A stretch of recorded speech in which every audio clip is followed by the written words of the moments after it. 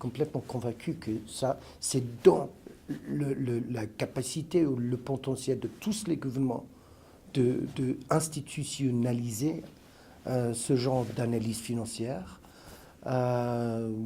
si on met de l'emphase sur l'accessibilité. Et là, on a travaillé pas mal dessus cette semaine.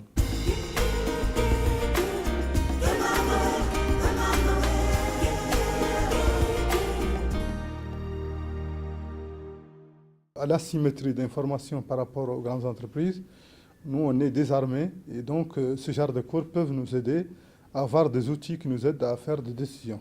Premièrement et principalement, le défi pour nous, pour Madagascar actuellement, c'est comme nous sommes maintenant en train de négocier et élaborer des contrats miniers et pétroliers.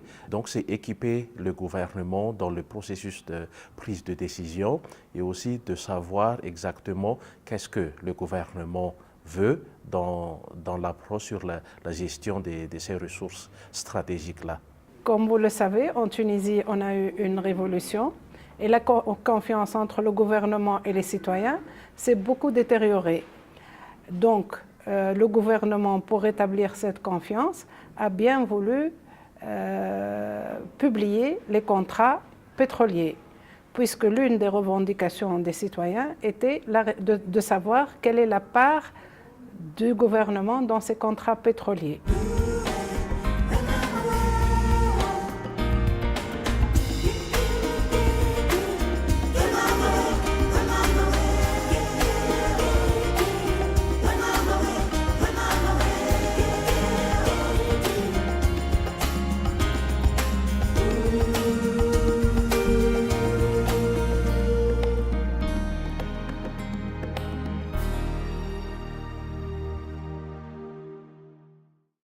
Alors la modélisation financière, c'est quelque chose de possible. On peut très bien le faire. Ça se construit petit à petit et il faut vraiment en être convaincu. Et cela permettra d'analyser les contrats et de déterminer plus ou moins la part du gouvernement dans ces contrats-là.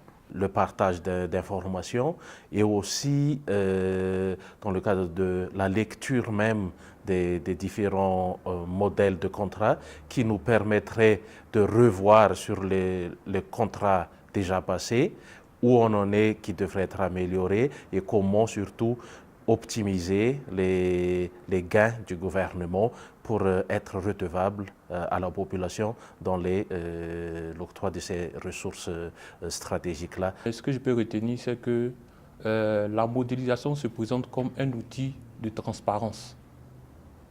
Parce qu'à travers des données, à travers des analyses, elle va nous permettre d'avoir certaines informations pour que les gens puissent, le gouvernement puisse avoir plus de regard critique sur les études de faisabilité, les contrats, et analyser aussi la part des bénéfices ou bien qu'on appelle ça la rentabilité d'un contrat qu'on présente au gouvernement du Côte d'Ivoire par exemple. Il y a aussi que c'est un outil, la modélisation est un outil d'aide à la décision. Voilà. Ça c'est un outil très intéressant que nous pourrons utiliser pour négocier avec nos partenaires.